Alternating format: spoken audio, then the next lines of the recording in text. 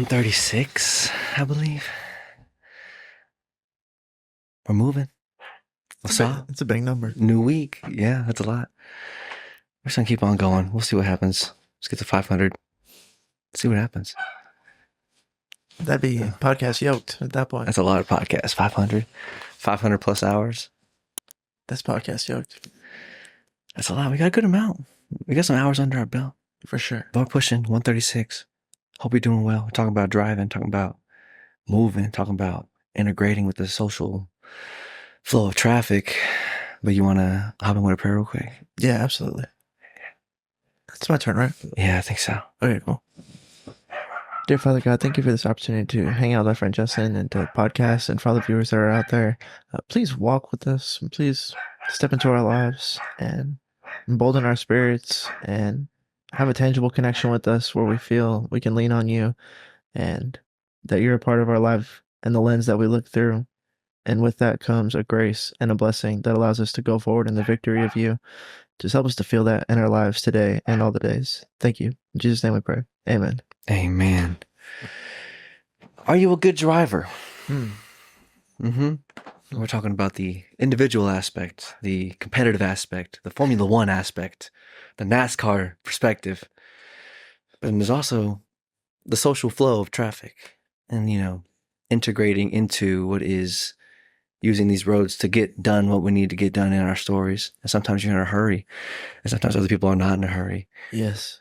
But we're all driving here, and there's like the spatial awareness we have to have, and the, somewhat self-sacrificial and courteous nature.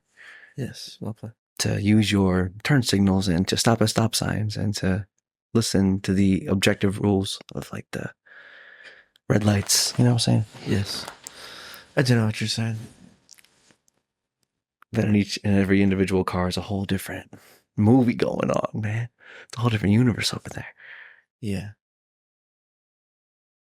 Yeah, roads are like there's a social contract with the roads, or between the people about the roads, that we're all gonna like use them as intended. When someone's not using them as intended, we're like mutually say that's bad.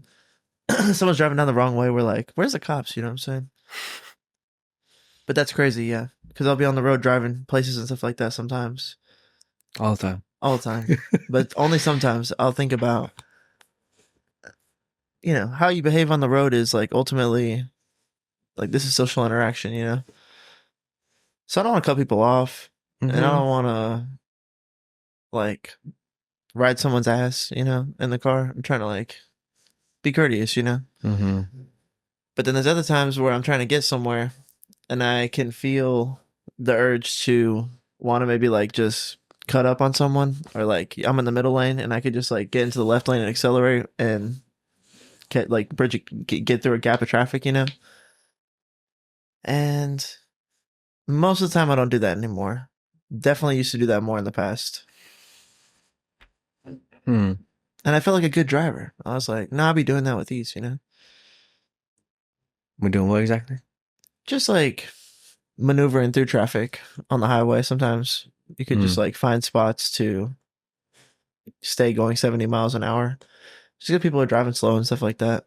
Then get back out and now you're going really fast. Or you could just like sit in traffic, But now I drive more chill. I used to be like, I'd be like, this car can definitely drift a little bit. My friend would be like, really? And I'd be like, yeah, watch. And then we would like hit the accelerator and then hit the turbo and then just like swing the wheel and like drift a little bit. I used to be like confident doing that, But now I'm far from that. I'm not trying to drift my car around anywhere, dude. I'm trying to like get to daycare. That's the Formula One aspect, dog. Yeah, that's what I'm saying. Like, that's where being able to whip 180s in your car. No, that's crazy talk. That's wild. Or 360s, whatever. There's also different kinds of donuts. Like I did some donuts in my car when my sister graduated. I was just like driving in a circle, I've seen donuts people like throwing the back out of the car the whole time they're doing a donut. It's crazy. And then can you get to daycare without having an accident? That's another thing. Yeah. We're definitely not trying to hit anybody. We're just trying to get where we're trying to go, dog. Yeah, I'm driving peacefully for sure. Yeah, for sure. Super chill. I'm happy to do 65 in the middle lane for a little bit, and then get up to like 72 in the left lane. Just, cruise, Cruising. flow of traffic, nothing crazy. Flow of traffic. Then you'll see 2 Porsches come by. It's like, boom, boom, and then weaving through. Like, those guys are whipping. Please, God, don't have an accident happen right in front of me. Be careful. One almost did. Yo. I'm driving to the park, and I exit too early. And I'm like, so I take the access ramp, one exit past. And in between those 2 red lights, this guy like pulls out. And I think he's like trying to pull out because he's like in a hurry. So he's pulling out aggressively because he knows that like I'm coming behind him. Like I have the green light, and he's like, "No, I'm gonna make it out." And he's towing a car. It's a 2 cars. Yeah. So imagine like a like a F-250 built to tow, but not like a tow truck, but like an F-250 built to tow a car. Mm-hmm. And my first thought is like, this dude's like trying to get out of there with their car. Whoa, bro. Yeah. That's a dangerous role. That's a dangerous role. I was like, I feel like you just stole that car. And then I'm like, oh yeah, if they're subcontracted to just tow people, I'm like, you did just jack that guy's car. He's trying to get out of there with that guy's car. He's like, hey, that's my BMW. Oh yeah, that movie that's going on over there. But then so I don't know how to drive a trailer, I don't know. But this guy, he like whips it hard, right? The car he's carrying has like 2 wheels on the ground and 2 wheels up, and it just goes wide, super wide, way past where this guy's over. And now that he's driving straight that way, and it's like hanging bad. And at first I'm like, oh, that can't be good. Like that seems like a poor. I don't think he did that right. No. Then the car's still hanging there, and he's driving straight, and the car's like hanging off, taking up like a whole other lane of traffic. And this guy, luckily, there's another. It's on 2 wheels. Yeah, it's like been hoisted up by its back wheels, and then the front wheels of the Porsche or BMW, whatever it is, it's like backwards facing me, and it's swinging off to the side, and it's like a nice car.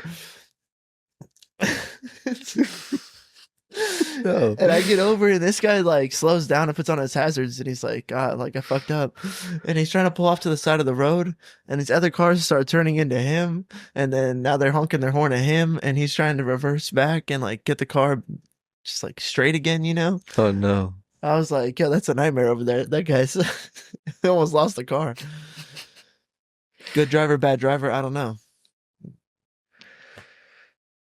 What a decision. What a role. He's going for it. I think almost all accidents, probably 90, maybe 80% of them happen when you're in a rush.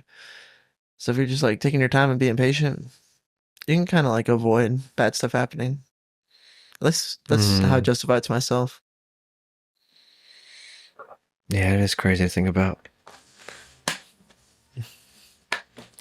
Just think about that every time we're driving, you never know. You never know anything.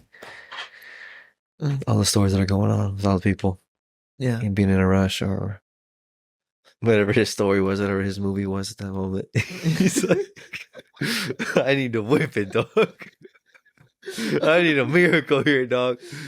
Dude, he whipped it too hard. Too hard. Oh, God. Oh, my goodness.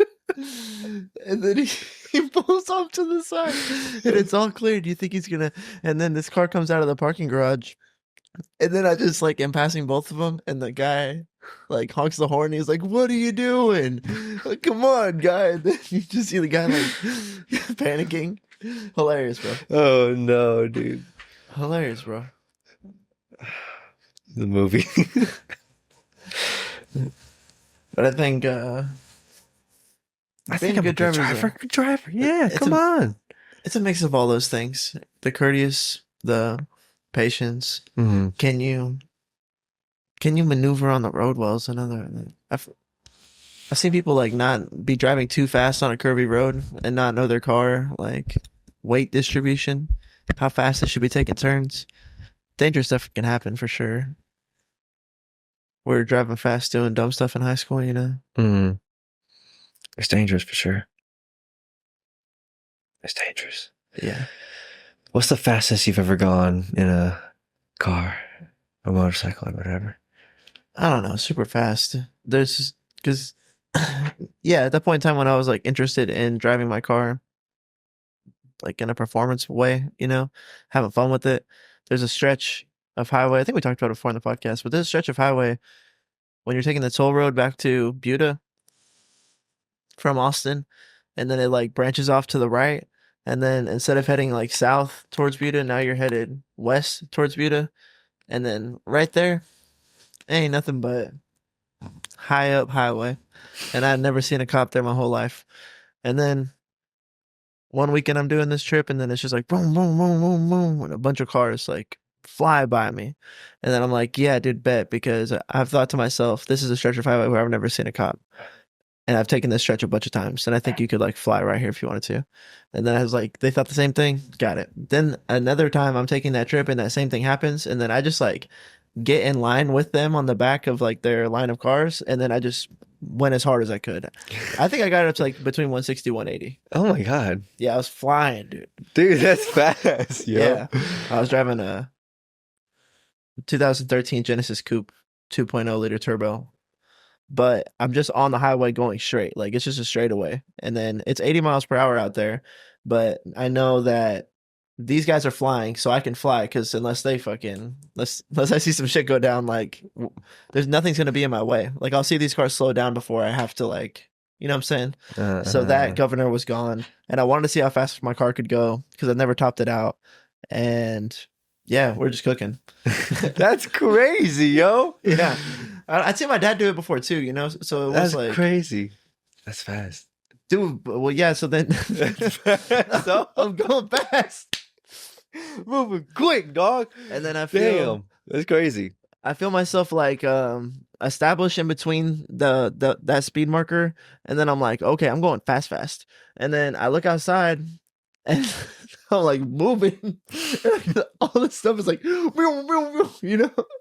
And then I kind of like get a little distracted by that, and I come back and my car's drifting like a little bit, and I like correct it maybe a little too much, and I feel my car just like just from that little touch, you know. And then I was like, holy shit.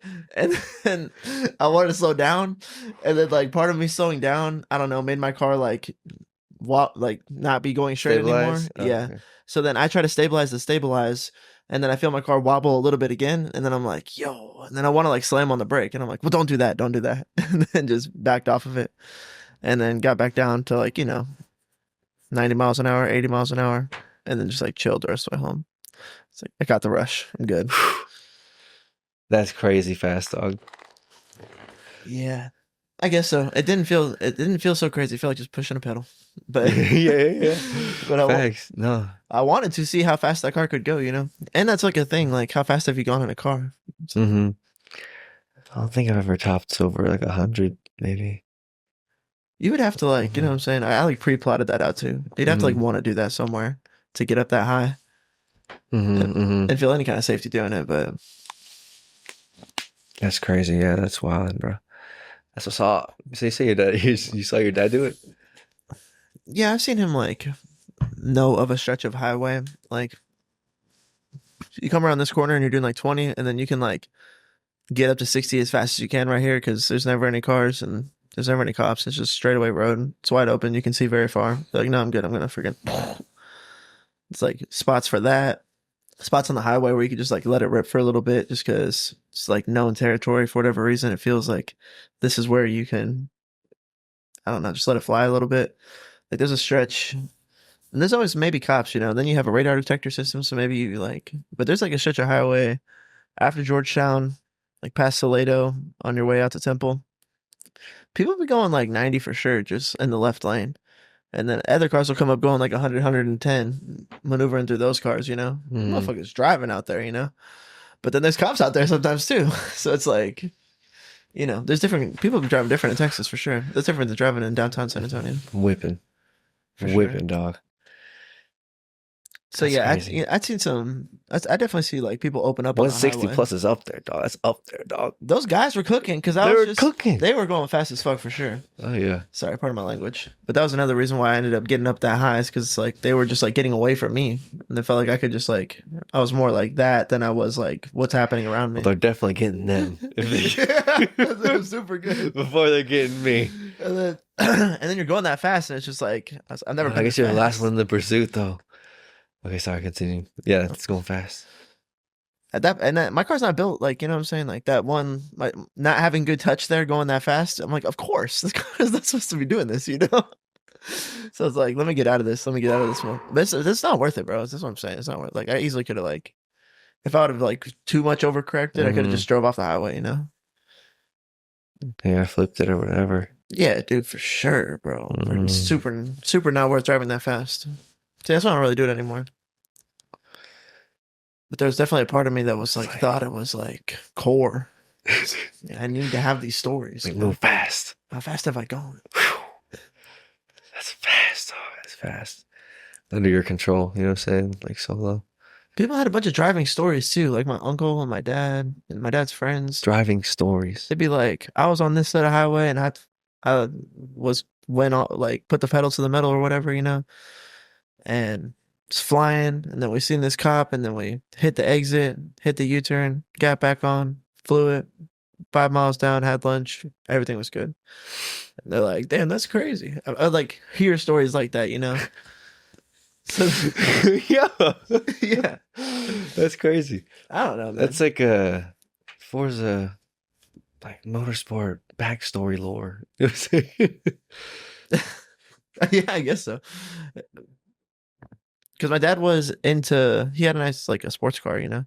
Mhm. Then he was around people that had performance cars. And then they like go to tracks and then get times for their performance cars. And then sometimes they would be like, I use my performance car to do some crazy shit. And that would be like kind of the stories that would be like, yo, that's nuts. And then I had Need for Speed as a kid, you know. But I Yeah, had like there the you go, that steering too. wheel, playing those games. Need for Speed Underground, Most Wanted. So yeah, I was just like, you know, we'd be driving, you know, Fast and Furious core. Yeah. Yeah. Thanks, dog. Yeah. There was like something clout worthy about being able to drive your car. But now I'm like, I never drive like that anymore. Mm. I'm so far removed from thinking that's like me when I was like 16, 12 to 16, 10 to 16. But definitely when my uncle came into town, he was like, how do I turn the governor, like the drift safety system off of your car? And then I was like, you hold that button right there. And he was like, okay, bet. And then like turned it off and then got on the highway and just like floored it and then drifted the car around on the access ramp and then got on that road and just like was flooring it. And he was like, yeah, this car's sick. This car's sick. Nice. And then brought it back down and then got on the speed limit and just drove us, like had some fun with it, you know, hit the turbo, wanted to feel it all. It's like, this car's crazy. I like it a lot. Now it's just like part of what he was like, give me your keys, kid. Shut up. How do I turn the safety off? I don't know. So that's why driving a car kind of crazy doesn't feel like crazy to me, you know? That's crazy. I feel like that's how That's what's up. Joe Rogan drives his car sometimes, you know? Yeah, there's something there. It's like people who do like the motorcycle thing too. You know what I'm saying? Like Sons of Anarchy energy. That's like the, You know what I'm saying? that's why that show's so popular. It's like a really cool version of that energy. Mm-hmm. There's something there. I think that's more like 2000s. It's part of like driving this man and machine just out there. Man and machine. And there might be more of like a, I don't want to say tribal, but you know, communal aspect to the motorcycle gang versus like someone who's just like whipping a performance car solo.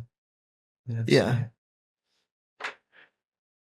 But I think there's also a shared element in the man and machine. Or man, like, you know what I'm saying? Competence, doing the thing, the individual portion of the abstract thing that we're all agreeing to and we are agreeing is real and we adhere to. Stop at red lights, stop at stop signs.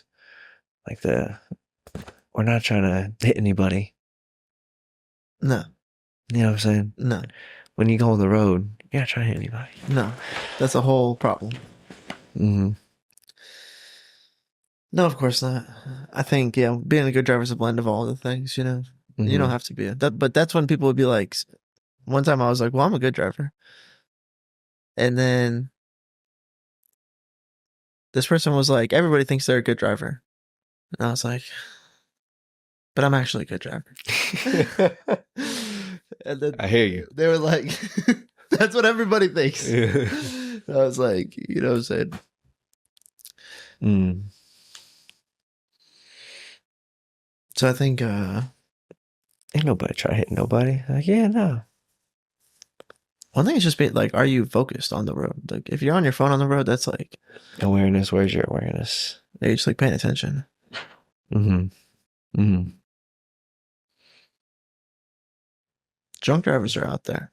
Mm. People are. Yes, facts. I also want to make a joke about it, but it's probably not something we should make a joke about. But it's facts. People will be out of their mind, blacked out, in a car that's flying.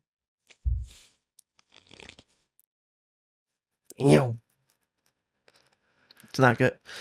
There's a lot of deaths happen on the road every year. That's why it's not worth driving like that for real. It's like a legitimate problem in our society. Mm-hmm. We agree that's bad. We're like, hey, man. Come on, man. We gotta share the roads, man. It's life. Yeah. Society itself. It's We communal. we interplay. Our stories touch. All of our stories are happening in the story. You know, all the times that you've ever been driving in your life, how many different stories were, like, you know, just happening around you. Most of the time, we don't think about it because we Don't even think about it. We don't need to. Don't even think about it. It's so irrelevant. Just operate your square, bro. That's That's it, bro. It's outside of the outside. Yeah, from the micro to the macro is a crazy perspective. It's crazy how God's in like all of that. It's like how you can think thoughts about your thoughts, or you can just be like driving to work, you know, listening to Wheels on the Bus. And then sometimes At you'll some see point a you car. have to, or some degree you have to. What we're saying, you see a car. You'll see a car just boom, boom, boom, boom, boom. And then there's a moment where they're booming like in front of you, and I'm going like 65 miles an hour, and they're going like 75 miles an hour, booming. Like if you lose this car right here, I gotta, I'm gonna have to get through some. If I have to get through some carnage, you know what I'm saying? I'm whipping that thing, dude. I'm getting through there. So it activates me, and then yeah, that happens often. You ever see like motorcycles or anything just flying through traffic? Mm-hmm, That's nutty, bro. Mm-hmm. I'll see some on Instagram too, bro. It's crazy, man. Yeah, motorcycles whipping.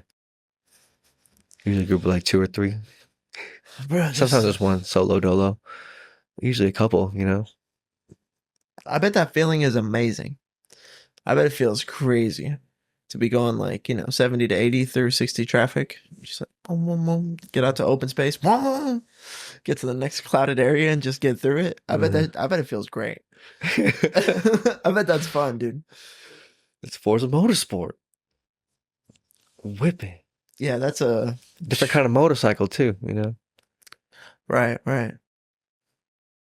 There's like a Harley, and then there's like that for motorcycles. I'm just not.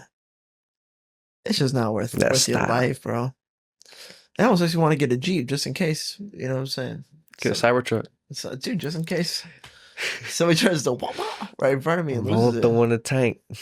Bro, man. That thing moves, bro. Yeah, I saw that thing move, accelerate really quickly the other day, maybe yesterday, 2 days before. Just moving quick. It's vroom. The Teslas are jarring. Quick acceleration for a thing that size. It's like, jeez Louise, man. Cybertruck is wild. Looks kind of like a dumpster. It does. But it's a tank and it's dope. And it's whipping. Accelerating. One of the stats I saw is that like I think 30% of debt, and it's like up to over $1 trillion, is just in car loans for people in America. And it's because the American dream is predicated on your house and your car as like a common thing worth going into debt for. And it's like a societal position, you know? So people can just like easily have this American dream if they're willing to put themselves in more debt. And then this debt advisor it was on Joe Rogan. He was talking about this. It's Connor Hammer or something like that. Mm-hmm. And he was like, yeah, it's like, just don't get that car. Just don't get that car. Don't go into debt for that car. And the real estate market is cool because it helps you with your taxes and the value goes up over time. But he was just saying that the market, it goes up like a solid 10% every year. So it's like a better investment just to get into the stock market than to invest in the real estate. Except for that, you can protect your wealth in it. And it's definitely a long-term investment that'll go up to diversify your wealth portfolio. Mm-hmm.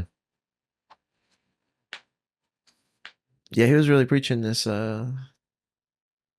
play the rent game and then drive like a car that's just something manageable and then invest into the market and then start a business and then make revenue and then invest into the market and then build your business and then like rent and then drive like a Mazda or a Camry and then cook.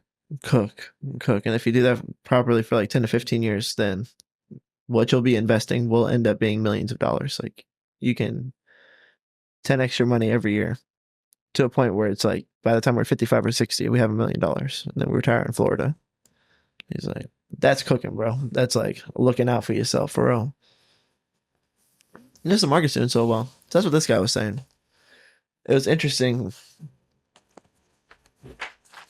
It was interesting to hear a perspective on how to operate with financial like fortitude and what today's America is, I guess. Mm-hmm. What good financial advice sounds like. Yeah, buying a house really isn't like that big of a thing as it used to be for sure. As far as, I guess it's just sort of nature to play itself out. It's like a thing that you do, you know? So it's like, this is like one of the things that we do in the story. It was like go to college, just kind of like that. Yeah. You know what I'm saying? Things we do as society that are good promises and worthy sacrifices, or that we've deemed to be worthy sacrifices in the past.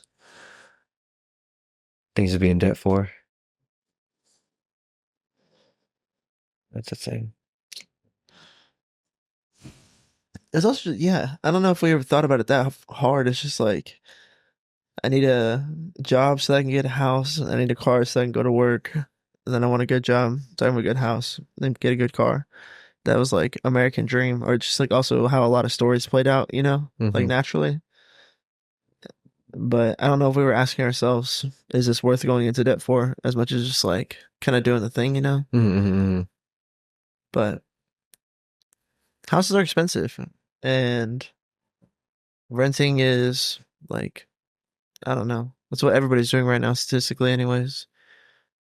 So if you can rent cheap, but then invest in the markets on the backside, that's the thing. It's like the real estate, the house is going to be, if you're $200,000 in debt, that's not like good. You know what I'm saying? You're not like close to having wealth or retirement money. But if you can invest in the market and then pull out enough to continue to rent with ease, you know, so you build a business where you can invest more money. That was, dude, I'm like, this guy is making me feel like I'm doing all right in the world. Let's go, bro. Yeah, it is. It's definitely way different now as far as owning a house. I've heard, yeah, I don't know, maybe Grant Cardone or some other people in that business world, you know, influencer space. A couple of videos talking about that. Yeah, renting is, I don't know how, but more efficient. But I guess there's other hidden. I guess the value does increase over time. I think in the house. I guess hypothetically over the long term, but the property taxes and whatever other expenses that are incurred with this new purchase or this new obligation, as far as like repairs as well, are like all on you. But I guess over the long term, it would, with renting it out, I guess, or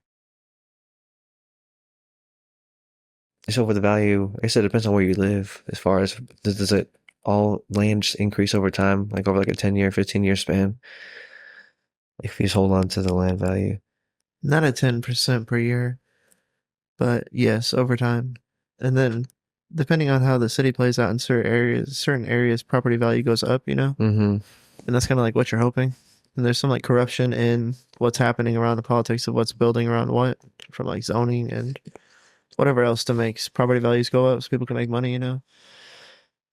But that's just like, I guess it's better in the long term, you know. It's like if you bought a house in Round Rock, it was like in 2000, like yeah, 2001, it was like $300,000, and then we looked at what it costs now, and it was like $850,000 for that same house. So like, property value went up, inflation happened, the market changed. Also, that area blew up, you know. So like, that happens, you know what I mean? But that's also like 25 years, or like 20 years at least. But that's what you would hope, is that you would buy a house that's like, I would think it'd be cool to buy like a $500,000 to $600,000 house, and it would be like the house that's like amazing and everything you can want, but it's like a house. It's not a mansion. It's like a house. And then that ends up being like $1 million home 20 years from now, you know? Then you could just sell it and then have $1 million too. I don't know. What do you want to do? Retire in a home, or retire in a resort, or retire renting an apartment, or retire, can rent a house, you know? I don't know. Yeah. Whatever you want to do. I want to get some land. Yeah, there you go, John Dutton. Yeah.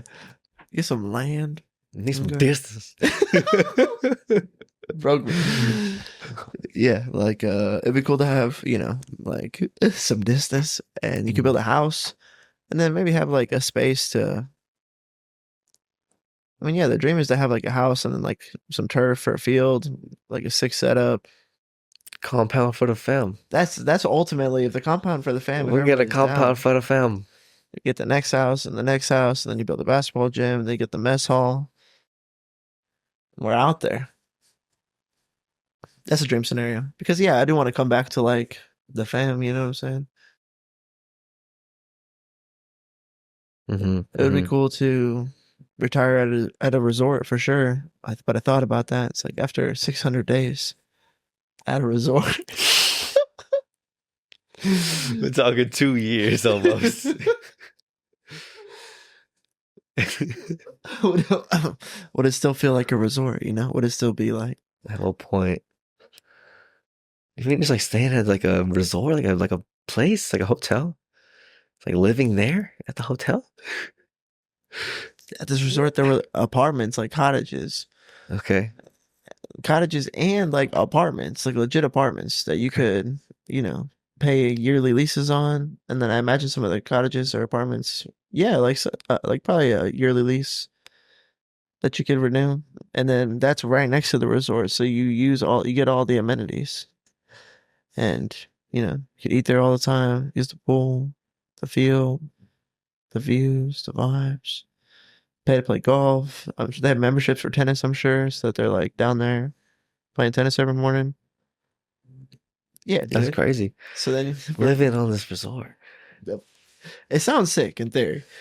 Tennis class every morning, yoga by lunch, having protein, peanut butter, granola balls. Pause, but they're delicious.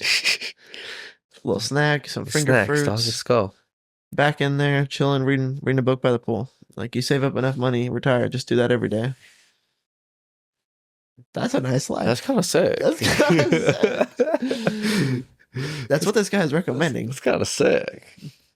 That's what people like retire to Florida, I guess, do. Or like that cliche from the 1980s to 1990s. Retire in like a community that has like a clubhouse and just like sunbathe every day and stuff. That's a vibe for sure. That's a vibe. But I think after like 2 or 3 years, you know, you're like, I gotta get into the city. I gotta go. I don't know if you... Right, I don't know. Do you want to hang out at the pool every day? Yeah, some people might. Right? The more I think about it, I think I'd be good, dude. Yeah. Just be horseshoe bay all the time. Golf twice a week, tennis twice a week, workout, yoga, eat good, read books, watch movies. I'm not sure what we're doing when we're 60. Yeah, I'm sure the resort itself is kind of like... Do you think they're doing things to make it... Like any events, you think? Yeah, they definitely have events going on. Right? Yeah. They're trying to make it dope. Yeah, for sure. I don't know how crazy the events are, but they're doing stuff. It'd be cool, man. It'd be chill. You could find a really lit one if you had enough money. I'm sure there's some really cool resort vibes like that. Mm-hmm. But then having a house is different because everyone can come for like a meal or come see you. Oh yeah. You like provide this like sense of safety and security with this a Grammy's house. I don't know. I don't know what's more valuable or more worthy. Or if you end up like choosing, like stuff happens to you, you end up in timelines.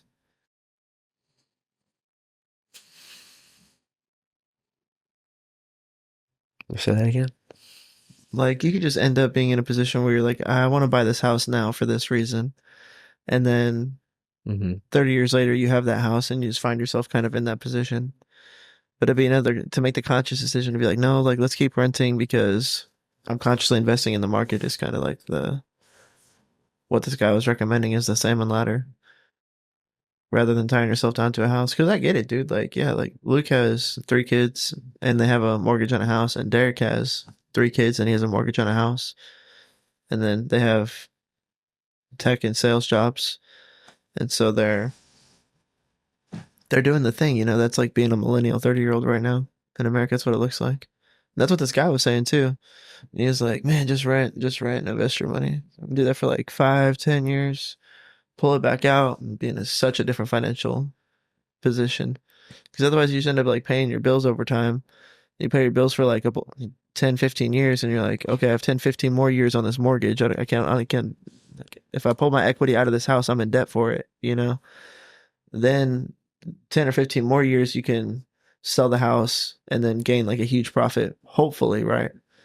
But then, yeah, it's a lot of hoping, I guess is what he was saying.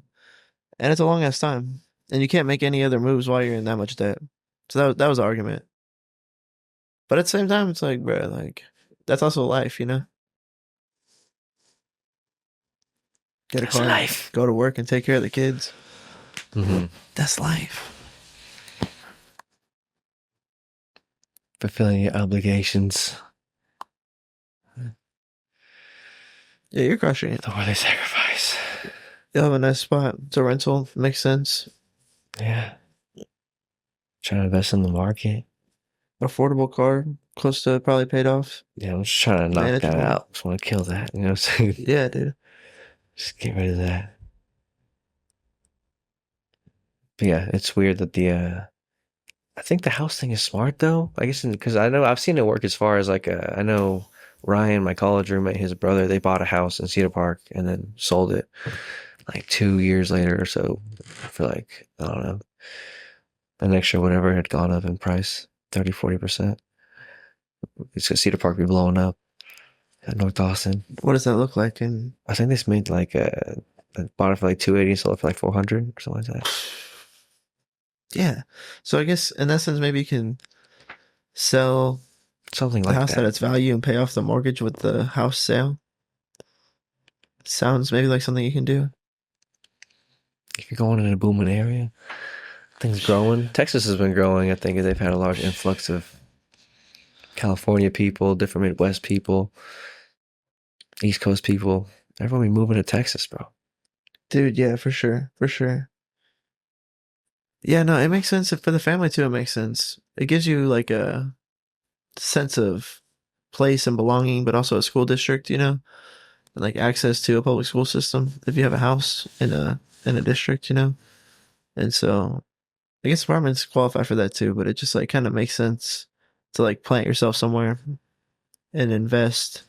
Because also renting doesn't make sense to your mind because I'm paying this money and then it's going to like it's just gone forever after that. And I don't get anything back for it. But like with your mortgage, you're getting value back when you pay your money because it's like the house will be yours, So naturally it makes more sense to do it that way. And I guess, yeah, man, if your property value goes up like $100,000 and you sell yourself out of the mortgage, I guess it depends on what the interest rate on the mortgage is, cutting into that profit, but not enough to take away from $100,000. Yeah, I don't know. That doesn't seem bad to me. Not bad, nah. It could happen. But yeah, I feel like the renting thing is such a more prevalent mode of going forward nowadays. It's just like streaming service for living, you know? Or just like, Yeah. yeah, we're in the era of that because it's simple. We're dumb, so we're like, I can cancel it anytime. just give me Spotify and Netflix. I know I don't have any of the DVDs or any of the albums, but I can listen to all of them whenever I want to. So what's the difference, you know? We're so into that yeah, I feel like that's happening everywhere. Surprised college isn't doing that with more online classes. Like Jordan Peterson is like clearly doing that, you know? But I think colleges will get to a point where it's like that too. It's just like can be anywhere in the world going to Texas A&M and just doing their online program.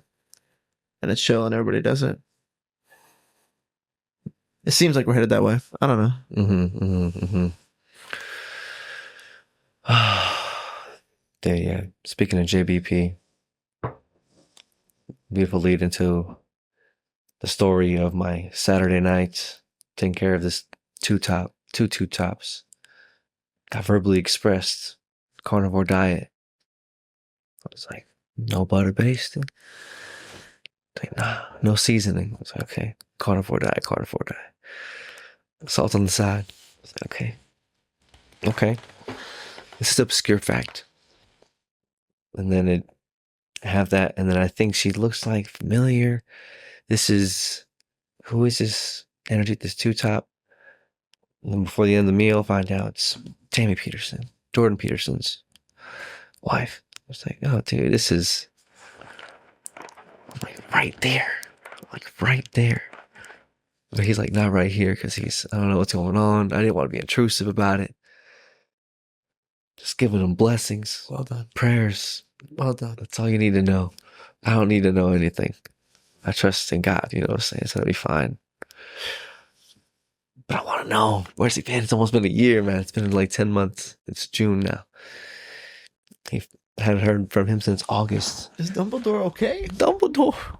How's Yoda? How is he? Tell him I love him.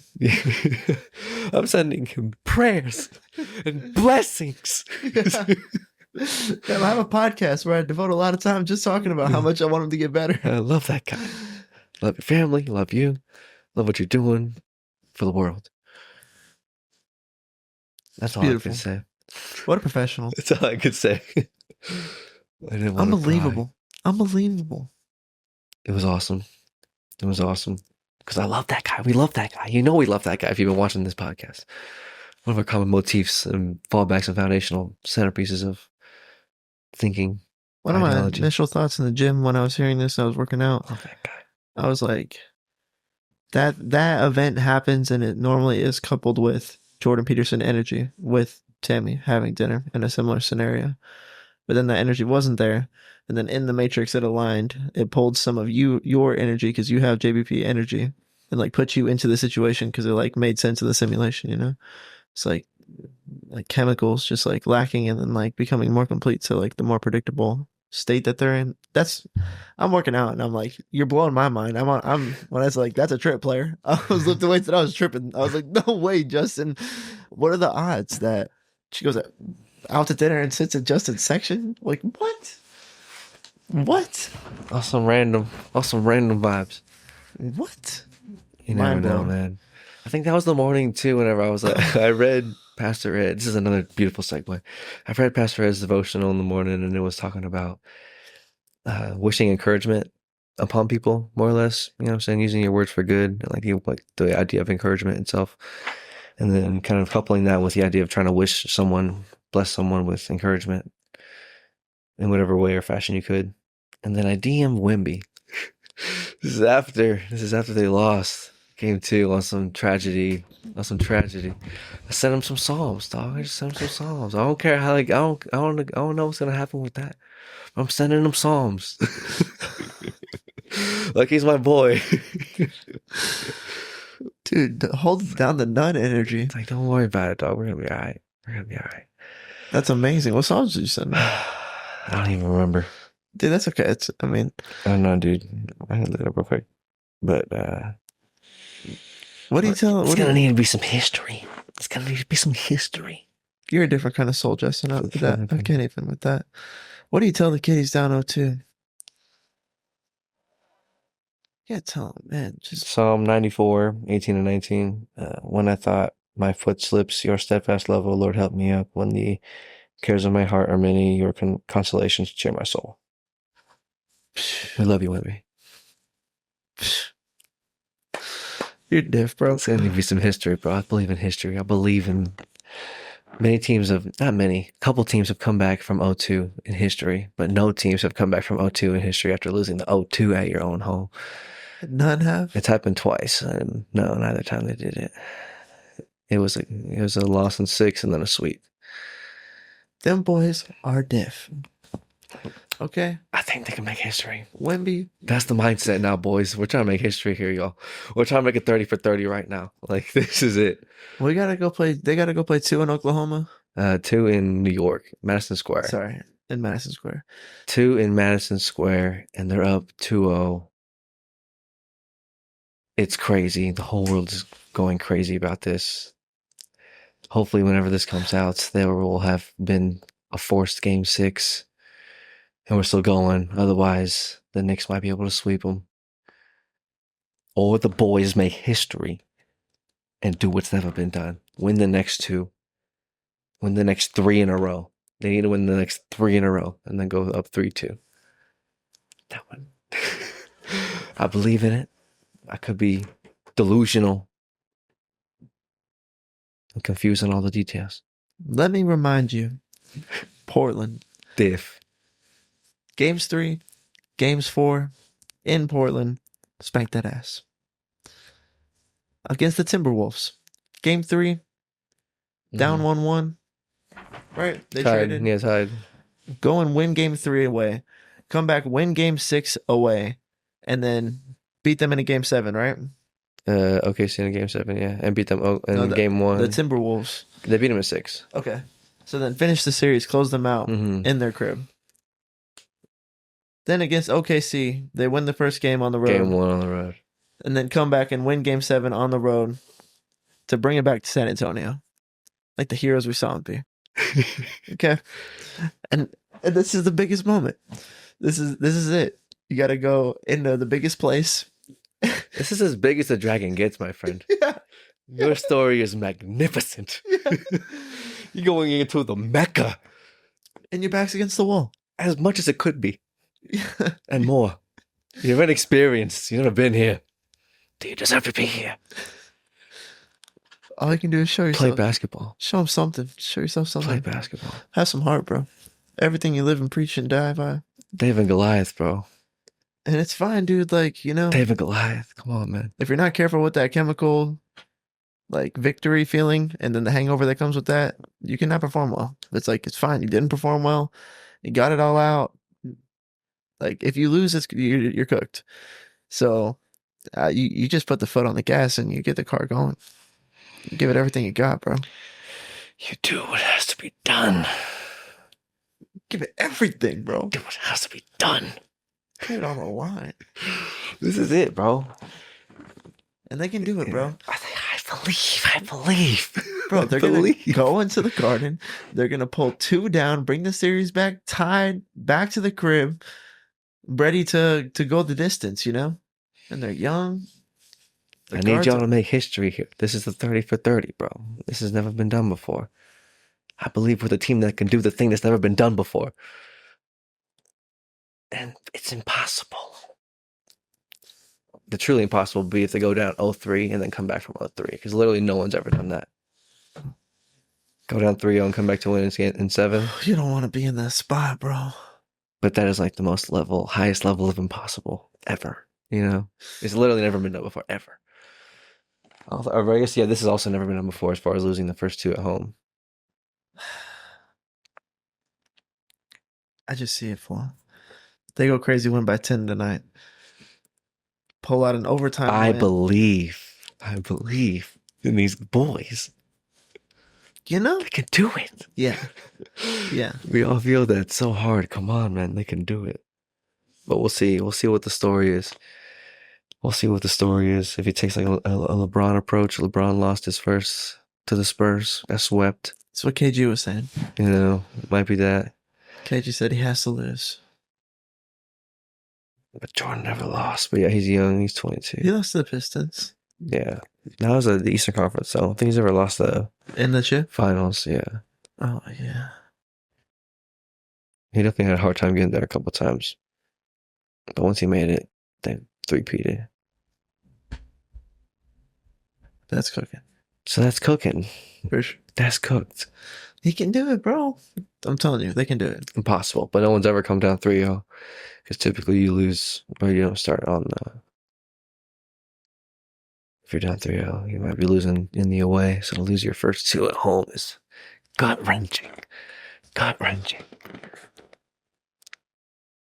We'll see. I believe in miracles talk. Wrench it, dude. Come on. Comes down to tonight. One game. And if not, then it was fine. It's fine, you know. It is what it is. We're proud of you boys. Of course. But don't take this for granted. We might not get back here. You know what I'm saying? Yeah. It's never guaranteed. Dude, I don't even, I have no consolation thoughts yet because I still just believe you're going to go win tonight. Me too. Yeah. Me too. Facts, yeah. It's up. It's up for sure. I feel like there's going to be some aggressive dunks. They're going to be playing with their like life on the line, you know what I'm saying? It doesn't matter who's watching to a degree. At the end of the day, you're watching something happen. Like, you know, we influence the game, we think to a degree, but they're just hooping. They're just hooping out there. Yeah, Wemby, you're the archetypical hero. Like, you are in the Garden and they hate you. And you're the guy who's going to will the other team to beat them in their home. Like, they've seen that many times. Michael Jordan was that guy one time, you know? Mm-hmm. It's like, just get turned for that, you know? Like, Michael Jordan found a way to get turned for that. He was always going crazy in the Garden. Mm-hmm. All three of the first games, yeah, in their playoff run, they won on the road. Or the first road games. The first, second, and third round. The Spurs? Mm-hmm. Yeah, they were cooking. They won the first road game. Yes, bro. They're 3-0 in opening road games this postseason. They're fine playing under those conditions. They're thriving it. They're thriving it. Yeah, dude. I think that they break the... They got the villain energy, you know what I'm saying? Wemby throwing bows, dog. Dude, for real, dog. Watch out. Watch out. He's big and he's lanky. Slanging that thing. Slanging them bows. Yes, bro. Break the Knicks, find the weakness, expose it in game 4, bring it back to San Antonio 2-2. Anything can happen. Anything can happen. Even if they lose the second game, if they can get one and bring it back to San Antonio and then win 2 out of 3 in San Antonio. I have to win the first 2, though. Yeah. I have to win 3 out of 3. Yeah. Well, now. But now, I see what you're saying, though, that 3-1 with 2 home games coming up is also manageable. That's doable. Yeah. Just get one on the road. We go nuts on the road in game 6. We go nuts on the road in game 6. Just like they did against the Timberwolves. Yeah. I don't know. Yeah. We'll see what happens, bro. Game 7 against the Thunder. We'll see what happens, bro. Dude, they're ready for With the backs against the wall. That's what the story's been. That's what the story's always been. Yeah, dude. But we'll see. I believe in it with all my heart. But they're young. Gotta go. You never know if you'll make it back. But I believe you can, for sure. Like, I'm not even tripping about that, honestly. But don't take it for granted, because I could be totally wrong. We never know what's going to happen. Who knows? Who's going to get injured or whatever. God willing. Whose cars are going to crash. Whose world's going to collide. Jeez, man. Yeah, you're right, though. But yeah, also, this whole run, dude, this, like, historic season, you know? It's all... Great run. You're writing the story right now. They're going to go crazy. Go fucking crazy. Like, how many words do you want to hear? Yeah, go nuts tonight. Go nuts. I don't know what you want to... The lights have never been brighter. Here in New York. Put on your music. Find your vibe. Whatever it is that is your... Like, the performance or, like, the... They're there right now. Or, like, getting into this energy we're talking of. You know what I'm saying? Like, it's happening. Like, athletes who are competitors know that there's an energy they're trying to get to. What that they compete at, and then a lot of them like ritual themselves into that place because it's like a more, it's different, you know what I'm saying? Like Peyton Manning, you hear him talk on the Peyton and Eli cast. He's like funny and jovial and chilling, and then like on the sidelines, he's like, it's motherfucker, blah, blah, blah. You know what I'm saying? He's like up there. Is this who? Peyton Manning. Oh, okay. He's in his prime. He's just like going off, you know, Going off. operating on Ferrari level, like. So yeah, people will get themselves there. So yeah, that's what they're doing right now. Whatever you got to do, however you get yourself there, it's time to go in, dude. A bunch of killers, bro. History, A bunch bro. of killers on the roster. It's just time to make some history. I think it happened in 93 and 96 or 95, I think. I think it was Barkley on the Suns, I think. And they lost the first two home games. And then I think Shaq on the Magic. They lost the first two home games. And they both lost in the series overall. That's a rough look. We don't want to see that happen. But that's here to make history. Yeah. They would be the first. There have been teams that have lost 0-2 and they came back and won the series, but they lost 0-2 on the road, you know. And they came back 3-4 at home. Yeah, I could legit see them. I could see them win the next three. You know, like anything can happen for sure. Anything can happen. But when they're playing well, they're undeniable, man. So Their defense it can be ridiculous. They're young, but they can. I've seen some great things. They could be nasty. They're gonna be nasty. They're young. Dylan Harper's a slasher. Slasher, bro. 3 racks on San Antonio. I'm into it, dog. San Antonio and Dylan Harper's over parlay. Come out with like $8,000. That's the gambling corner portion. That's the market evaluation. Market evaluation portion of the podcast. Yeah. Or New York could just be disgusting and just sweep them. No, dog, that could happen. But I don't know. Like We'll see. bro. I don't think so. Even if they go down 0-3, I think they could come back 4 in a row, dog. Maybe not. I don't know. We'll see. Yeah, we'll find out. That's sports talk. It's culture. It's crazy how we're diehard in this thing. Their culture. Yeah, definitely the most interest and investment I've had in the NBA Finals in years. Also, San Antonio is going to go bananas if y'all bring it back 2-2. Even 1-3. Yeah, even whenever the Lakers were in the championship in 2020 for the COVID year or whatever. I wanted to watch it, but I wasn't anywhere near as like engaged as I am with like the Spurs run. Yeah. You know, so it's like I'm in there with them.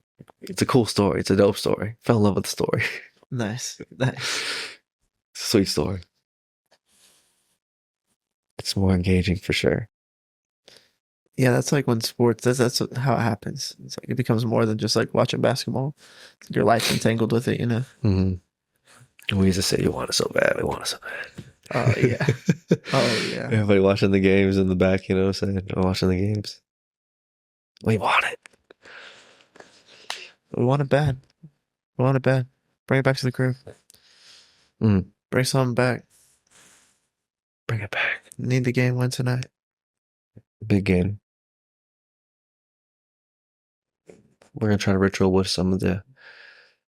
There's a specific shirt combo that we're 2-0 with. Okay. So we're going to wear that tonight. See if we can, you know... I was like, what should I wear? What's going to happen? Where's the storyline? Should I contribute willingly? There's a couple different options. I got some San Antonio shirts. What's a game 1? It was great. Energetic. Lost. Oh. Hard fought out. Oh, we hate it. Up by double digits in the late third. And then game 2, watching that at work in the back. But then I guess there's been a specific shirt combo that we've worn together where they've won for sure. So I was like, you want to do that? Sure, if you think it's going to do anything. Yeah. It's like, why not? Because why not? It doesn't really matter. But if it does. Dude, I think it might. You know what I'm saying? Yes, dude. It's what you would pick, right? This is like you running this is what, from all the constraints, this is the art, right? And then when it hits, it's like, that's the lucky charging the shirt. Like your life told you, I need to wear this one now. Boom. Okay. Yeah, this is right. It's a sign. It's a prophecy. Yeah. The narrative playing out. I really think so. We'll see what happens. Either way. It's another tie into that conversation. Man, talking about driving. Going fast, dude. Just pushing it. Zooming for sure. That's zooming. Yeah.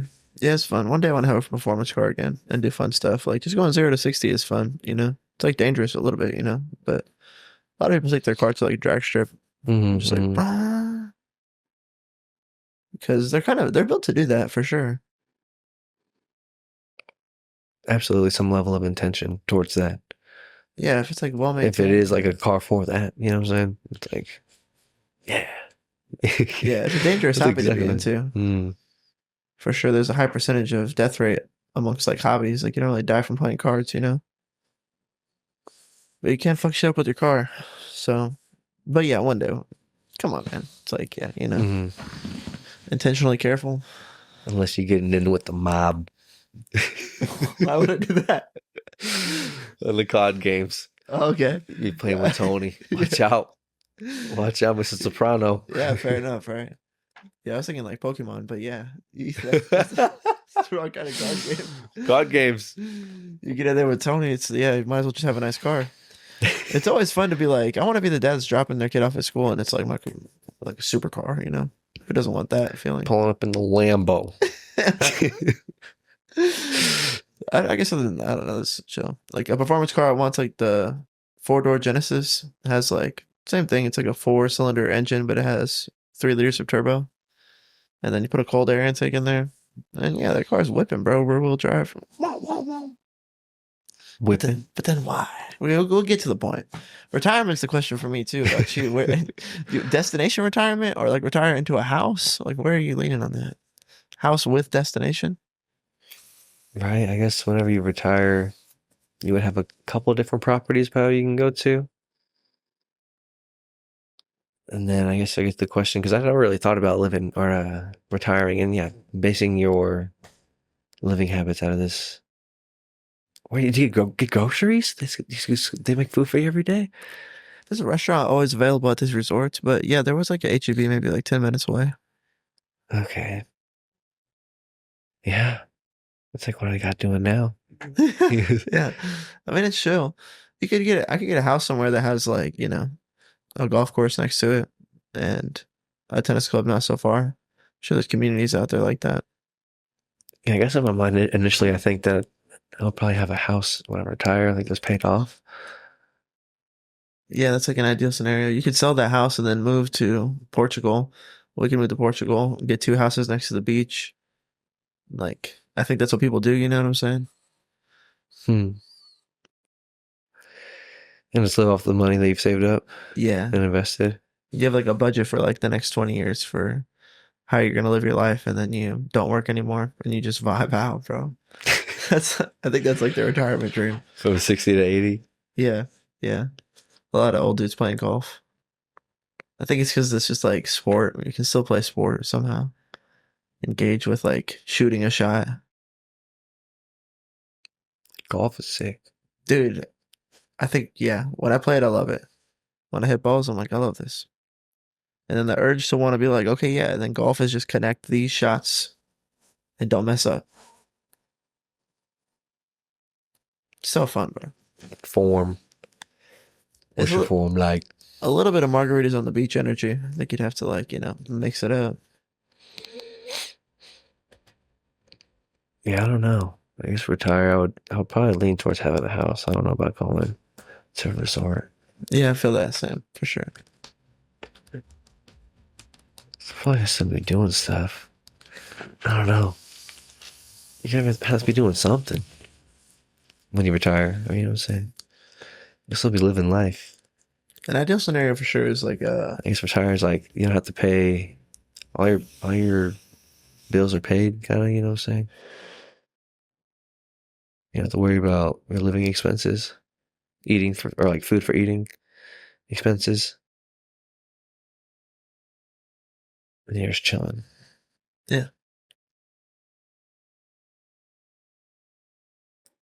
Again, and I guess within that,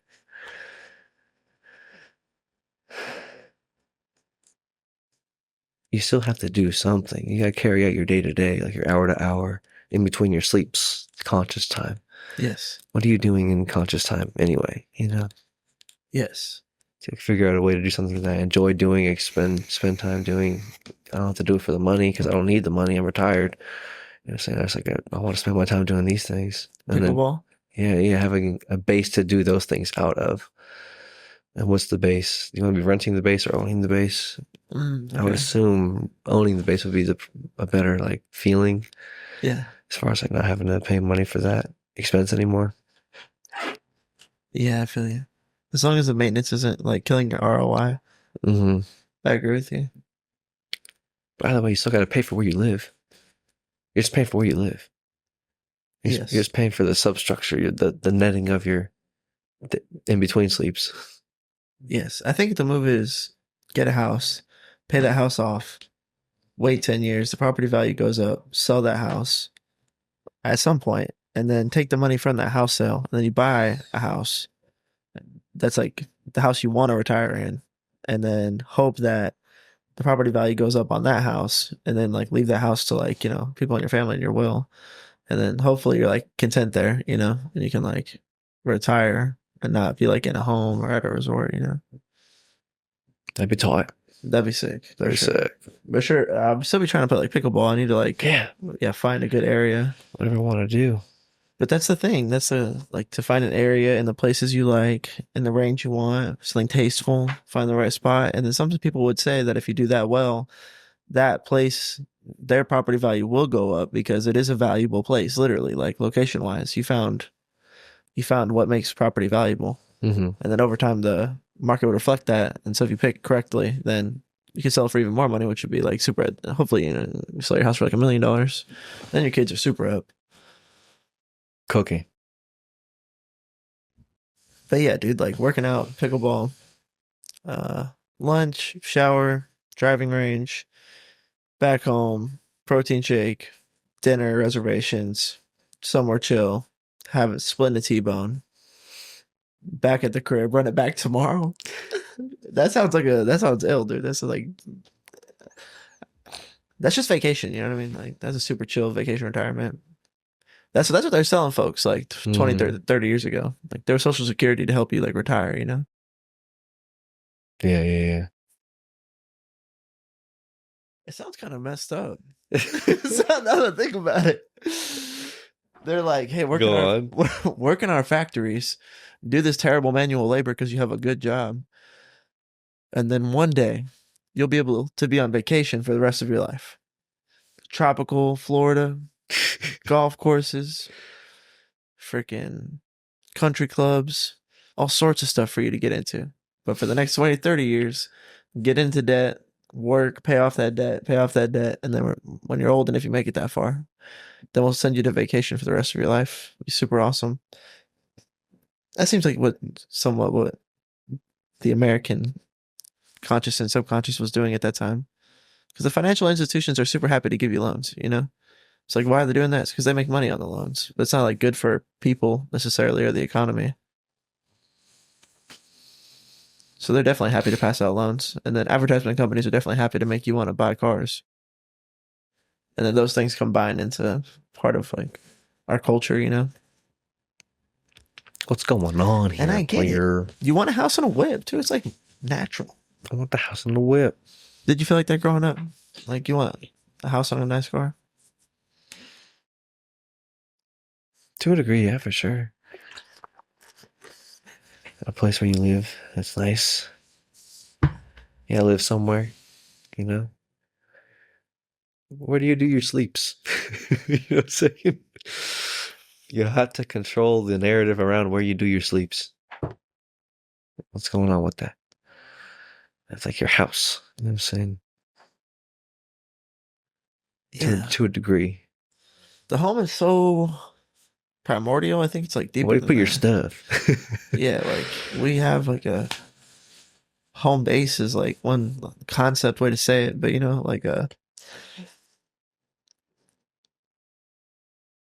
because I think a lot of our emotional regulatory processes are based on like what happens in like the happy home, like the nuclear family. And so I think that it's hard to separate. I don't know if I've ever been separated from having like a home where you do your sleeps. That's super in there. Mm-hmm. You had a campfire back in the day? A little village, A little village, little huts, little huts. little campsite, big campsite. Yeah, we were doing that for a period of time. Then they were building stuff. They were building stuff. Mm-hmm. At some point, we got Architecture. domiciles. Yeah, the first domicile was like a hut, a teepee, something like a simple tent, and then upwards of like building castles and building mansions, and now whatever we're doing now.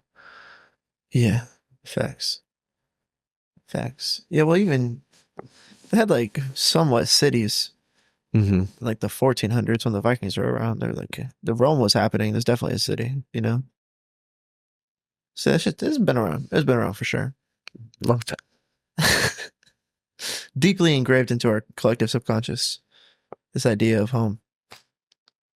But yeah, just doing it with financial literacy is what this guy was recommending because it's like not that hard, I guess. He really equated it to working out. He was like, I'm not in shape, but like I feel like it's the same thing. Like you're in shape and you see the benefits of it and you want to do it, and it's like just based on selections that you make more or less, or like intention or personal discipline. And then I know that it's like the same thing with financial decisions. It's like just do this, not that, do this, not that, invest here. Then eventually you have like a financial six pack. And it's tight, bro. And then he's like, yeah, I employ like, I think he said 400 people. And then he's like running his business, doing multiple things. And like they built an app for like a budget. And this other app got bought out and then deleted down. And then he just like replaced that app with his app basically. And he has like 100,000 users. So they got to like have teams to like help build these 100,000 users. And then he does 3 special episodes every week when you pay for his YouTube premium, which is like $10 a month. And then he does 3 extra episodes for those people. And then he has 100,000 subscribers. And so he makes like $1 million a month off of a YouTube premium. And then manages a company of 400 people with his budget tracking stuff. $1 million. That guy's hooping, dog. Like Hooping. And he hooping. I was like, yo. And so he was like, yeah, you know what I'm saying? Like the same way if anybody works out and listens to your show, they could just do that with their finances and then like be in a much different place. And I was like, yes. Finance. Like different place. Yes. Sounds nice. yeah. He's just highly recommending investing in the market. So we figure out what the hell that means. Figure out what that means. A lot of jobs offer 401k that invests into the market as like match you investing into it. Mm-hmm. Mm-hmm. So a lot of people are doing that without even having to do anything about it, you know, just depending on your job. Yeah. Yeah. Definitely 401ks, Roth IRAs. Savings accounts and stuff for sure. There's one book I listened to. I think it was on Amazon. I think it's called. I forget. I Will Teach You to Be Rich. I think is what it's called. I forget the artist or the artist, whatever the author. I forgot his name. But it was a book, something more or less guided towards different ways of like how to try to make money work, or different habits to build, different type of banks to like avoid, and like it's like financial. I guess I'm not sure when it came out. Let me see when it came out. It came out a while ago. I'm sure he might have an updated one now. What's the idea of like financial literacy and stuff, like financial like advice? I think so. I Will Teach You to Be Rich. Yeah, so I'm not trying to get crazy into money or anything like that, but Remit Sethi. It's like super simple as far as just like a couple of banks to avoid, finding like cards with like good rewards and like different accounts you can open up. And that's pretty much it. nice. But yeah, it's just like when did it come out? Remit Sethi. But then that's another thing we all deal with. We're dealing with our government's ability to handle our value tokens. You know what I'm saying? As well. We gotta hopefully assume that they can maintain a properly running economy. They've been doing it. They've been doing it. It seems like it's all predicated on a lot of bullshit. And we are $1 trillion in debt or whatever. How's that even possible? What's going on there? What's going on there? Dude, we're still hooping. We still have dollars. People still have jobs. What's going on there? HEBs are still open. I don't know how If you're. anything, we're expanding. It's going up every second. And Should we got like a 2020? unless you think the entire system on some level is going to collapse, which some people do think that, but it just never really does, except for when COVID happened. But for the most part, nothing really happens. Yeah, COVID was bananas. That was the first time stuff was bananas for real. But yeah, for the most part, I think things just be going up. The system's so complicated. What's going on here? We have no impact. We could talk about The government.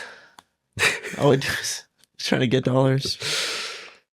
Printing money. I don't think there'll ever be a position where just like dollars no longer have value at all. People will be like, that's why I said you should invest in gold. Mm-hmm. Because gold will always have value. I told you one day the dollar was going to collapse. Like, dude, that would be like bananas. You know what I mean? But our market does like crash. And I don't know what that means, but apparently it was really bad, you know? Like a lot of, I don't know why that made people lose jobs. Great Depression. Yeah, right. It's like, why does no one have money? Ain't nobody got money. Where all the money go? Right.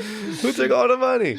Right. What's going on here? I don't remember people explaining the Great Depression to me, except for I think it had maybe something to do with the war. War be happening. Or maybe the war happened because we were in a depression. I'm not sure exactly, but if we went through a Great Depression right now, nobody had any work. People were trying to paint your fence for a sandwich. Damn. But you didn't have any bread, bro. Oh no. You want a carb-free sandwich? Pay half the fence. You know, these kind of times would be crazy, bro. Outside burning trash for some heat in the winter. Dude. It get rough, dog. Life is brutal, man. It's like Fallout's pointing to is like a Wild West type scenario, you know, Brutal. martial law or whatever. It's brutal out here. Brutal. So unless we go into that kind of place, which I don't think that we will, then your dollars are good. Should invest in gold because it goes up. Invest in Bitcoin maybe because it goes up. Yeah, I've heard the terms like mutual funds and the index 500. You know what I'm saying? Or whatever, S&P. Yeah. I think the S&P is like just put money in that. A market of the top 500 allegedly inclusive or exclusive companies in America, like staple blue chip companies. And then you're just investing in like America's economy, more or less, that those companies are going to go up in value over time. And then just investing in the S&P 500, this collection of companies that you could just invest to as a whole, returns 10% every year, which is a lot. You invest like $100,000 because you have $1 million. You just like get $10,000 for free. Then put that back on the principal and just keep rolling the principal over. And like gets out of hand at some point. Be getting out of hand, but then you gotta have a money guy. Then the money guy. And the money guy. The funny guy. He costs money. Money Costs guy. money. The money guy costs money. Yeah, that's To handle the money. You know what I mean? Take it away from my ROI. Uh-huh. Or you can just get a fucking house and pay the fucking mortgage. It's cheaper maybe to have the money guy. Maybe you would save more money by spending money on the money guy. Then the money guy costs like $50,000, but he's able to save you, I don't know, 100,000.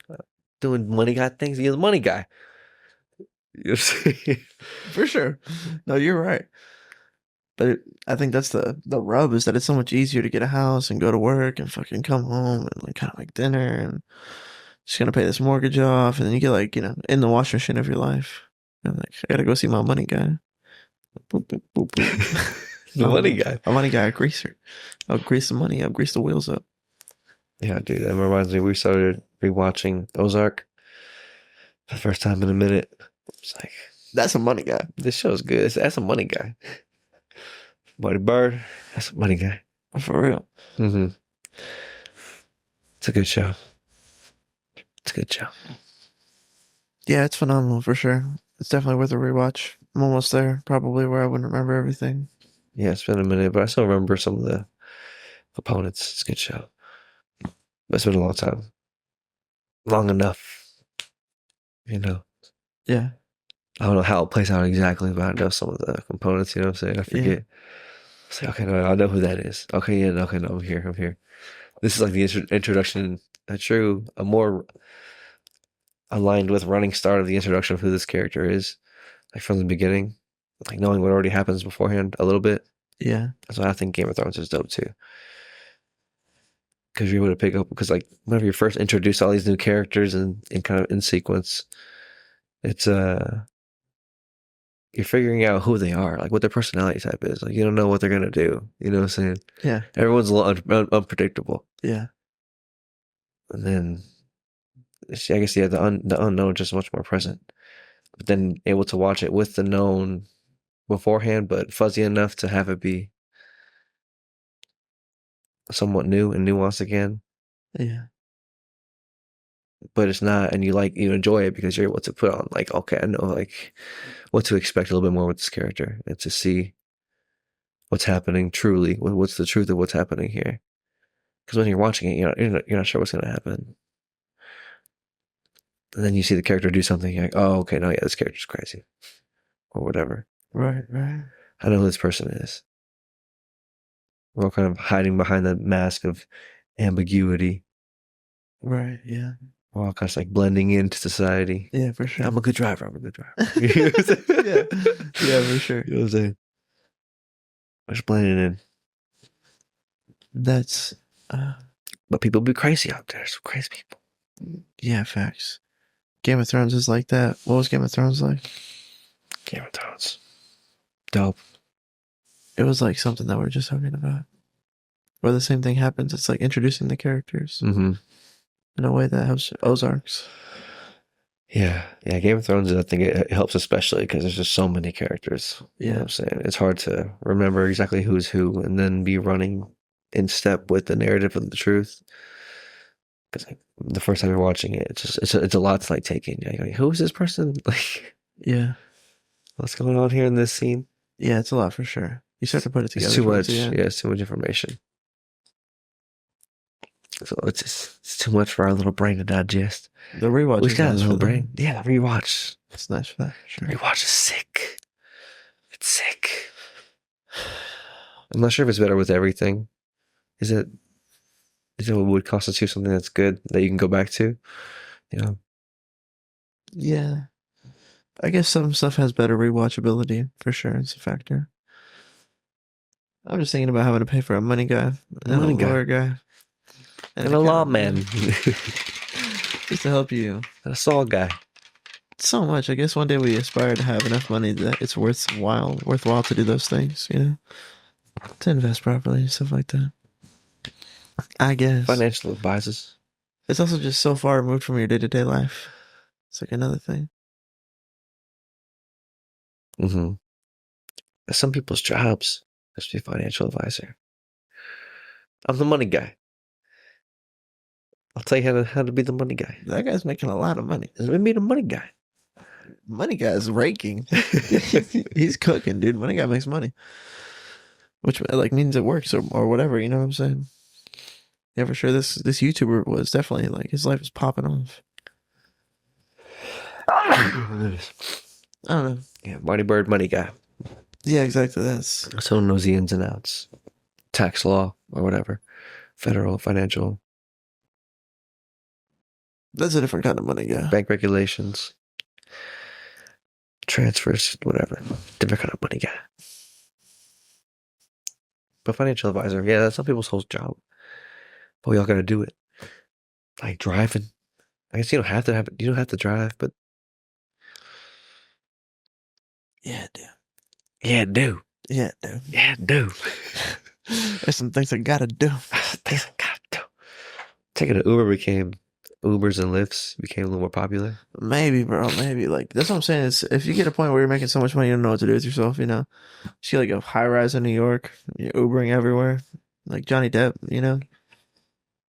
There's that Nicolas Cage movie that came out where he's, like, playing himself. He is Nicolas Cage in this movie. Okay. And then he's, like, been staying in a hotel.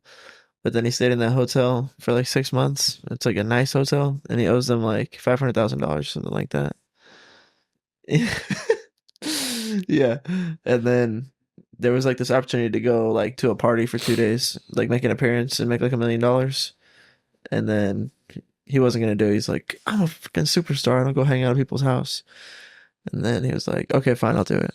But one, that movie's hilarious. But two, his lifestyle is just like that, bro. Just living in a fucking penthouse, taking Ubers everywhere. Some actors be living like that. Got money like that though. Some tech bros out there selling AI companies. If you're hooping at that, having a high-rise property is probably pretty cool. They're paying crazy amount of rent with no return value. I see it's just like never a good decision.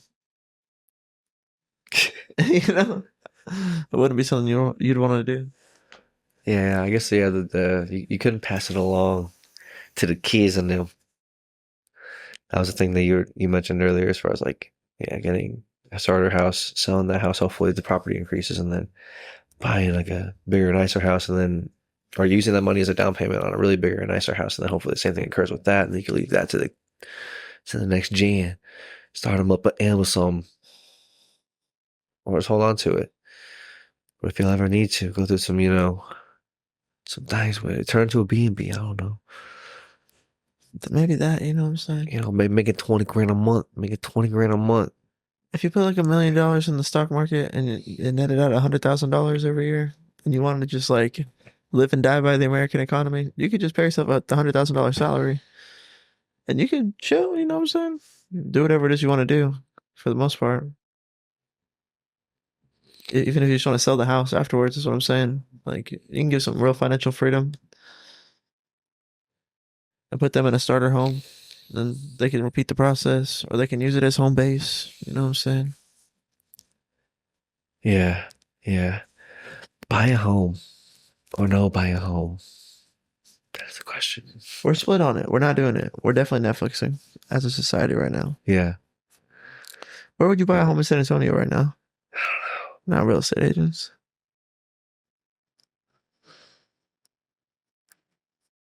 I think somewhere where we're living at right now, if the Spurs become who they should become and the new stadium gets built, those houses all B&Bs, all season long will be filled, you know what I'm saying? And you can charge some top dollar.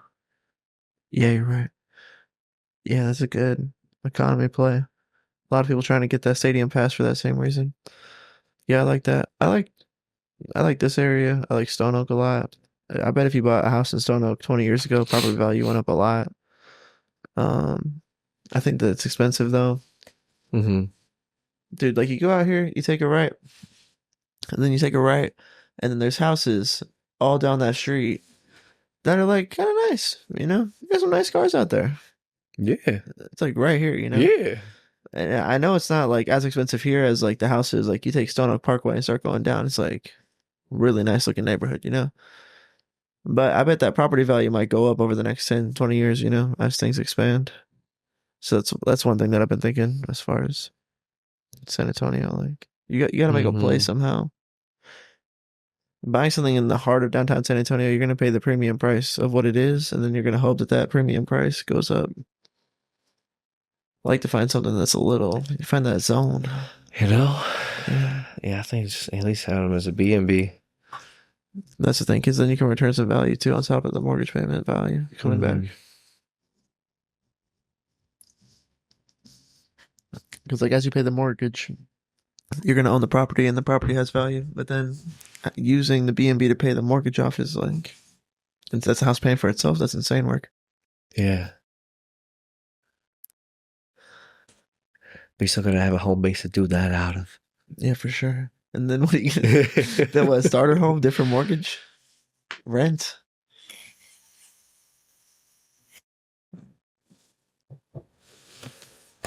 I think you need the crib. You get the crib. The compound for the family. You need the compound. Well, it's tough, man. That's like, I don't know, man. Because you got to scale the financials too. So maybe just like what Ryan and his brother did, getting the $200,000 mortgage and then hoping that it flips up into like a $300,000, paying $3 to make $4, netting that money, and then what? Buying land and building a house. But can't really buy enough land yet. So maybe you have to do it again one time. And then once you're selling for like $600,000, $700,000, $800,000, then you can buy some land and build a house. Then you gotta get other people to come build their house on your land too. My brothers, come build out here, boys. My brothers. What's land, brother? No, I think it'd be cool to have a crib somewhere. Like, get a house in a neighborhood, walk outside, throw the football, hang out. School bus comes to the corner. Neighborhood vibes. Neighborhood vibes, bro. Something affordable, some kind of nice play, and then pay it off. Pay it off, hold it down. Then you can cook out of there. Then sell that for the next place you're gonna cook out of. But you always cooking. Yeah. But you always cooking. Hell yeah. Hell yeah. God's always cooking something up. It's kind of lit too, right? Because like, you sell that first house for what, even like $300,000, or let's say you make 100,000, so you sell it for 400. Now you have $400,000, and then you could put, $400,000 down on a house that's $600,000, and then you only have to pay off $100,000. You could do that in like 3 or 4 years. Pay that 200. off. Yeah, if you only had 200 left. Mm-hmm. I'm trying to think. Maybe it would take like 5 years. But if you focused and like paid it off, you could do it not over 15, 20 years. You could pay it off in like 5 years and then walk back out with another $600,000, $700,000 like that. The real estate market doesn't tank. We'll be cooking, dude. Cooking. Rumbling up some Mastanero. I don't know, man. I think that's what everybody's thinking about when you're thinking about making the right move. Yeah. Where you should live, what kind of car you should buy. Like subconsciously thinking about Trying to all this retire. stuff. What's that mean? Retirement. Ain't nobody trying to work when they're 80. That's what that means. Nah, dog. Trying to land the plane. I just want to do what I want to do. I just want to do what I want to do. Trying to retire tomorrow. Yeah. Trying to live in a retirement mindset. I'm always just trying to do what I want to do. Yeah. But then I guess it'll come to a point where you don't have to work at a job anymore. And you're doing like your own business, I guess, kind of to a degree. You're like solo queuing on the financial thing. Yeah, I guess so. You don't have to. There's nothing really tying you down. It's like you're just doing what you love to do, and you're like sustained from that. You're good with that. Yeah, like people have pensions. I think that's kind of the same thing. Like you get $70,000 a year. You could just live off that, or you could work part-time or whatever, But you're trying to like retire eventually. Eventually you'll be like, I don't want to work anymore. I'm getting old. Yeah, enough to pay yourself yearly, like a salary. Yeah. Just like What are you budget gonna do really during well. that time? Yeah. I don't know. I think there'll be a point where we're like, Podcasting, dog. yeah, right. Yeah, we'll still want to like do something. Yeah, fill your time with something. Work out for sure.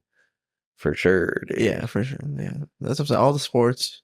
Mhm. Pickleball till I can't move. I think it'll always be fun to catch some rays at the pool.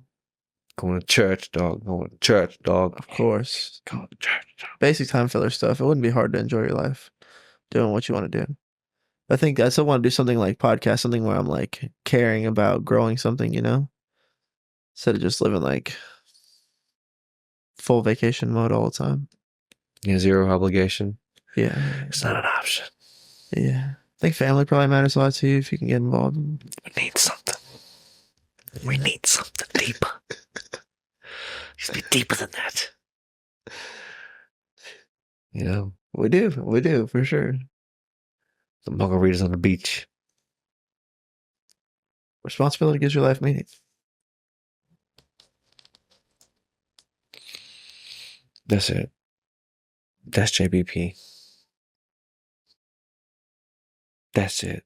That's it. Call it. That's it. It's been fun. Yes, bro. I'm going to sign off for the people here. Were there any parting words for this dropping in the middle? It'll be like in the middle of June. Summer's here. Summertime vibes. Soak it in. Soak 'em in. Okay. New season for sure. Let these rays drop down on your head top. Okay, head top. Let's go. And soak it in. Soak 'em. It's only so many summers you get. Summer. You're thinking thoughts about thoughts and not just like enjoying the sun sometimes. But yeah, we made it to summer. It's a good summer. Magic in the air. You smelling that? It's magic in the air. I'm smelling that. The 30 for 30. That's my party takeaway. Enjoy your life. Enjoy the sun. Enjoy the summer. Spurs and 7. Spurs. You know what's up? You know what's up. The Garden's about to be a lot less impressive to these millennials. I believe. They gotta go to the Garden. You hear people talk about that.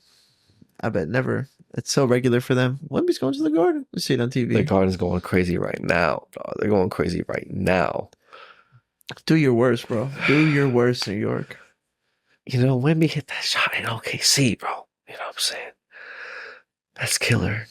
That's killer. That guy has nails. You're gonna see the alien tonight for sure. He's gonna have to transcend. The nuns are going. Nothing to me D. Bottom tickets. Bring the nuns out, dog. You're cooked. You're fried. He's going ham. He's gonna show everybody who he is tonight. I hope that's the story. Either way, love him. Great art just playing out. It's awesome. You'll get to watch it. I need a farm. I bet the farm on Wemby tonight. Over under 30? I'll probably have 28. Okay. But he's like also with like 18 rebounds. He's gonna will them to the win. He needs a 2020. Dude, it's 2020 or fucking bust, bro. Like he's either gonna get 2020 with 5 blocks. He's either gonna foul out of the game, get injured out of the game, or have a 2020. That's what I don't think it's gonna go down in any other way. It's gonna go down fighting. Yeah, it's gonna be great.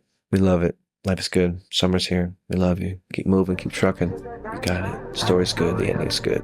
God is good. I believe in you. Peace. Rolling through the city to the light show. Really ain't no telling where